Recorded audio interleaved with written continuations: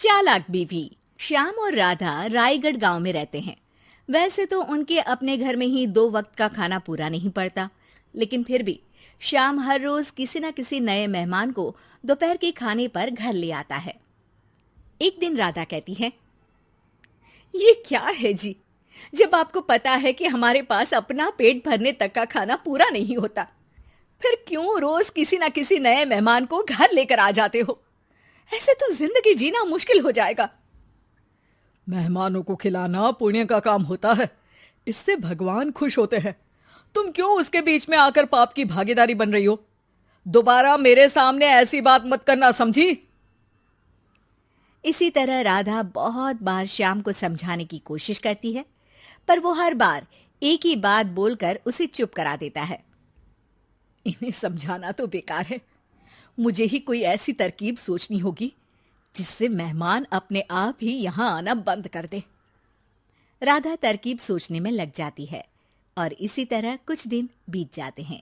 एक सुबह श्याम बिना कुछ बताए जल्दी घर से निकल जाता है और राधा अपने काम में लग जाती है। कुछ घंटों बाद श्याम अपने एक दोस्त के साथ घर वापस आता है। सुनो राधा, आज दोपहर के लिए 3 मेहमानों का खाना बनाकर रखना, और याद रखना उनकी खातिर में कोई कमी ना हो। श्याम की बात पर राधा हैरानी से उसकी तरफ देखने लगती है, लेकिन दोस्त के साथ होने की वजह से कुछ बोल नहीं पाती। घर में तो ठीक तरह से 2 लोगों के खाने लायक तक दाल चावल नहीं है और इन्हें मेहमान बुलाने हैं। बस अपना अपना बोलते हैं, दूसरे की तो कभी सुननी ही नहीं है। क्या करूं मैं?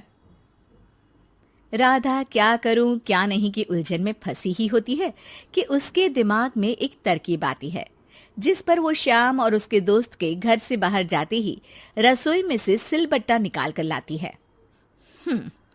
अब मुझे मेरे ये साथी ही इस मुश्किल से बाहर निकालेंगे। राधा सिलबट्टे पर रोली, चावल और हल्दी डालकर उसे मेहमानों के बैठने की जगह पर ले जाकर रख देती है। कुछ ही देर में वो तीनों मेहमान भी घर पहुंच जाते हैं।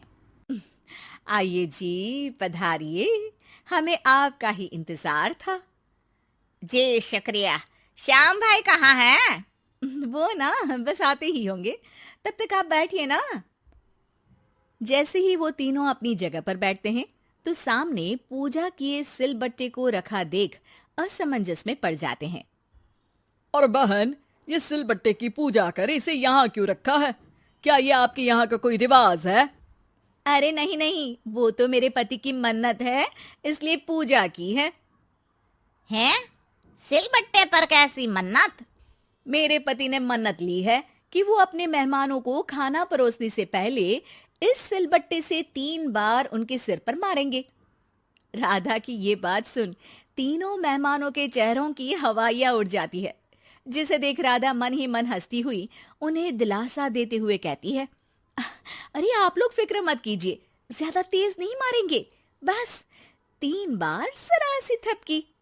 और ये सुनते ही तीनों मेहमान डर से कांपते हुए तुरंत अपनी जगह से उठ खड़े होते हैं। अरे अरे, आप सब उठ क्यों गए? मेरे पति बस आते ही होंगे, फिर सब साथ में खाना खाइएगा। अरे जी नहीं, हमें कुछ नहीं खाना। ये कहकर तीनों मेहमान बिना एक पल की और देरी किए घर से बाहर भाग जाते हैं, जिन्हें जाते हुए घर के अंदर आता श्याम देख लेता है। अरे वाह राधा, उन तीनों मेहमानों ने तो बड़ी जल्दी खाना खा लिया। नहीं ना, बिना खाए ही चले गए। अरे वो क्यों? क्योंकि वो खाने से पहले मुझसे ये सिलबट्टा मांग रहे थे, तो मैंने बोल दिया कि मेरी माँ ने दिया है, मैं नहीं दे सकती। बस फिर वैसे ही चले गए। राधा की बात सुन श्याम गुस्से से लाल होकर उस पर चिल्लाने लगता है। तुम पागल हो क्या? मेहमान को नाराज कर दिया। मेहमान जो मांगे उन्हें वो देना हमारा फर्ज है।